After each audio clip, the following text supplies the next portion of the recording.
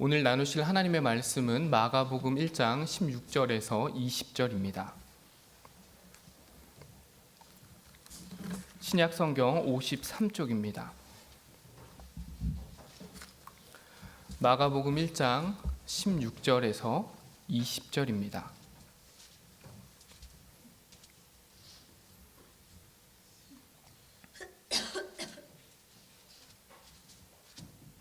교독하겠습니다. 갈릴리 해변으로 지나가시다가 시몬과 그 형제 안드레가 바다에 금을 던지는 것을 보시니 그들은 어부라. 예수께서 이르시되 나를 따라오라. 내가 너희로 사람을 낚는 어부가 되게 하리라 하시니 곧 그물을 버려두고 따르니라. 조금 더 가시다가 세베대의 아들 야고보와 그의 형제 요한을 보시니 그들도 배에 있어 그물을 깁는데 곧 부르시니 그 아버지 세베대를 품꾼들과 함께 배에 버려두고 예수를 따라가니라. 아멘. 하나님의 아들 예수 그리스도의 복음의 시작이라. 마가복음은 16장 전체를 어우르는 표제어의 선포로 시작됩니다. 요한의 침례와 광야에서 40일간의 시험을 마치신 예수님은 비로소 갈릴리에 오셔서 하나님의 나라가 가까이 왔으니 회개하라고 선포하셨습니다. 이 선포와 동시에 첫 번째로 행하신 일을 오늘 본문은 기록하고 있습니다. 예수님은 먼저 사람들을 제자로 부르셨습니다. 16절을 함께 읽겠습니다. 갈릴리 해변으로 지나가시다가 시몬과 그 형제 안드레가 바다에 금을 던지는 것을 보시니 그들은 어부라. 예수님이 처음으로 사람을 제자로 부르시기 시작한 장면입니다. 갈릴리 해변을 지나고 계셨고 그 바다에서 그물을 치고 있는 어부들을 만났습니다. 본문의 기자는 이 부분을 기록함에 있어서 문장의 형태, 특별히 관계 대명사를 통해서 한 가지를 강조하고 있습니다. 그것은 그들의 직업이었습니다. 좀 더 쉽게 이해를 돕기 위해서 문장의 형태를 바꿔서 말씀드리겠습니다. 만약 16절에서 그들이 누구였는지를 강조하고자 했다면 다음과 같이 기록했을 것입니다. 갈릴리 해변으로 지나가시다가 어부들이 바다에 금을 던지는 것을 보시니 그들은 시몬과 그 형제 안드레라. 동일한 형태로 그들이 무엇을 하고 있는지를 강조하고자 하셨다면 다음과 같이 기록했을 것입니다. 갈릴리 해변으로 지나가시다가 어부였던 시몬과 그 형제 안드레를 보시니 그들이 바다에 그물을 던지더라. 그렇다면 본절에서 마가가 특별할 것 없어 보이는 그들의 직업을 강조하고 있는 이유에 대해서 주목할 필요가 있습니다. 17절입니다. 같이 읽겠습니다. 예수께서 이르시되 나를 따라오라. 내가 너희로 사람을 낚는 어부가 되게 하리라 하시니. 사람을 낚는 어부. 기자가 당시의 상황을 진술하면서 강조한 내용을 꼭 집어 살펴보고 난 후 이제야 비로소 사람을 낚는 어부라는 말이 좀 더 의미심장하게 다가옴을 느낄 수 있습니다.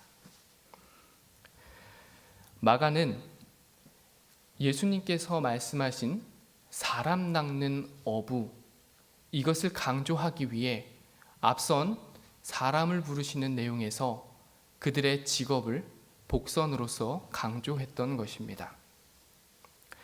당시 사람의 신분을 말해주는 두 가지 주요한 요소가 있었습니다.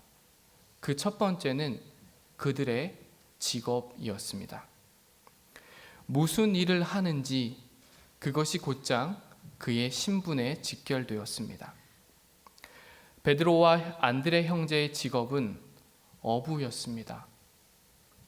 늘 그의 몸에선 생선 비린내가 진동했을 것이고 거친 바다에서 일한 탓에 온몸에 크고 작은 흉터는 피할 수 없었을 것입니다. 예수님은 이런 그들을 부르면서 결코 그들에게 왕좌나 높은 권력, 이것을 약속하지 않으셨습니다. 더 잘 살게 해주겠다 결코 말씀하지 않았습니다. 그들이 계속해서 해오던 일을 하되 그 대상이 바뀌게 될 것임을 강조하고 있습니다. 이어진 그들의 반응이 나타납니다. 18절입니다. 함께 읽겠습니다. 곧 그물을 버려두고 따르니라. 지체 없이 그물을 버려두고 예수님을 따랐습니다. 왕자도 아니고 부자도 아닌 사람을 낚는 어부, 이것만을 부르심의 말씀으로 약속으로 하셨을 뿐인데 그들은 따랐습니다. 기도의 자리로 나온 오늘, 과연 우리는 예수님의 부르심, 그 부르심의 본질을 따라가고 있는지 점검하고 싶습니다. 삶의 현장에서 진정으로 사람을 낚는 그 소명인으로 살아내고 있는지 말입니다. 여전히 부르심에 대한 오해 가운데 신분의 변화, 좀 더 잘 사는 것, 이런 것들을 기대하며 바른 신앙이 아닌 탁한 세상의 한 부분으로 살아가고 있지는 않는지 돌아보고 싶습니다. 사람을 낚는 어부, 세상과 구별 없던 저희를 제자로 불러주신 주님의 목적을 깊이 새길 때 우리는 비로소 우리 삶의 그물을 버려두고 주님을 따를 수 있습니다.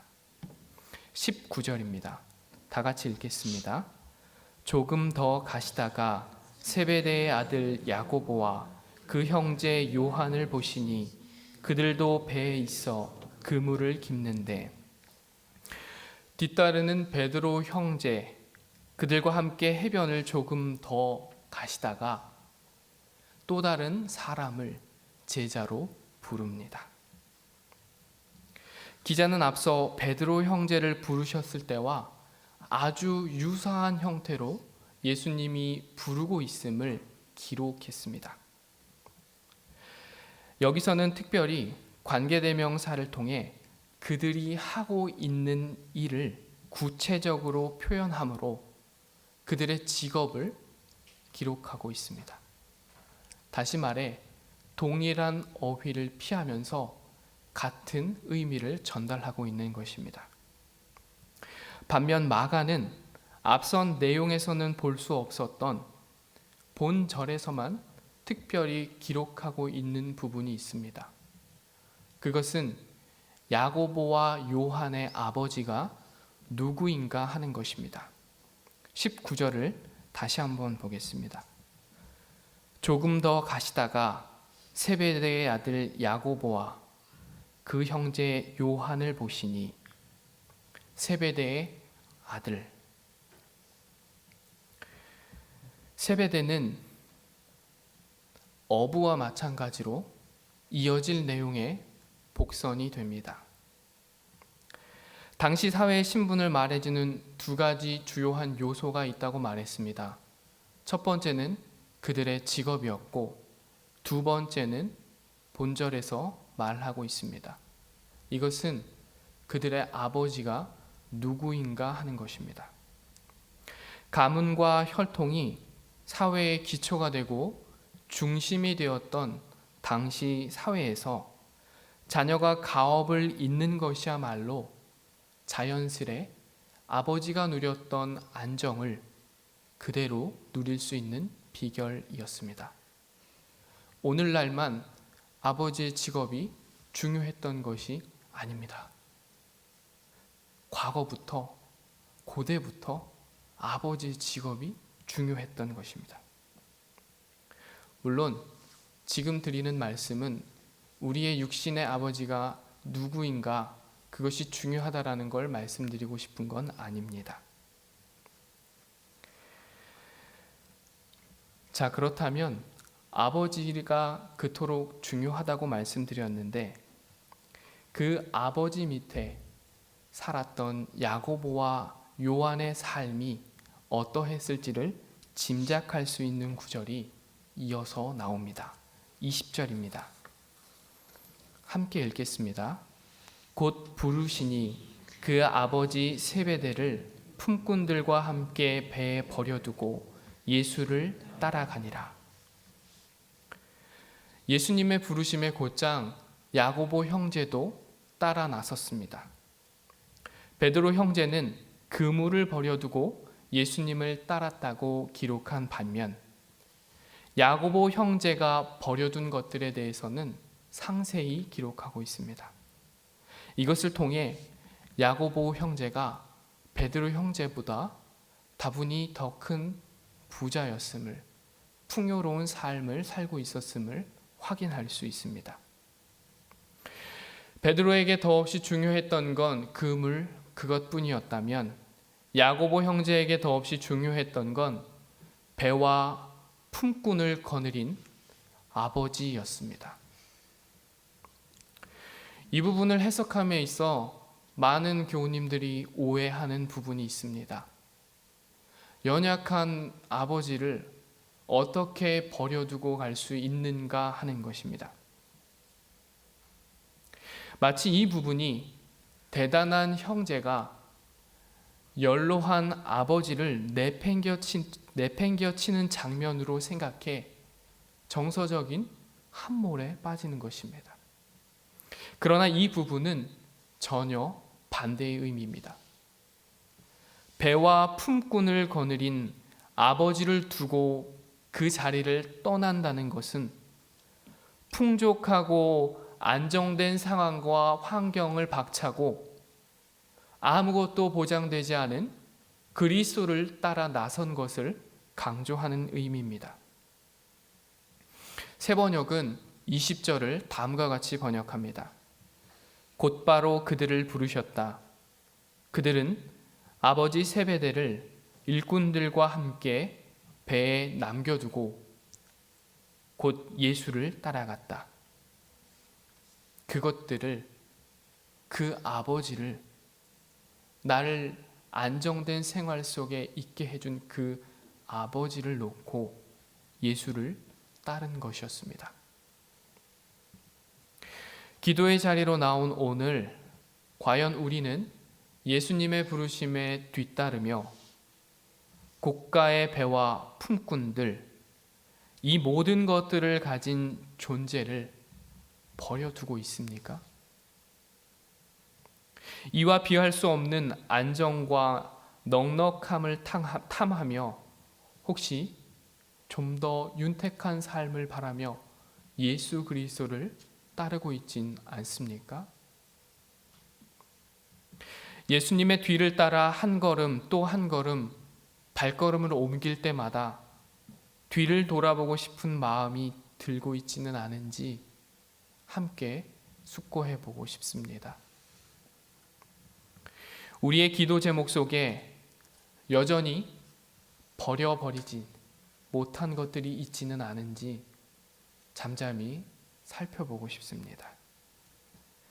함께 지어져 가느니라, 주님 안에서 함께 지어져 가느니라.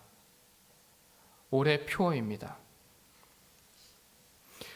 여전히 세상의 것들을 버려두고 있지 못하다면 올해 표어는 잠시 이 공간에 울려 퍼지는 소리의 진동, 그 이상도 이하도 아닐 것입니다.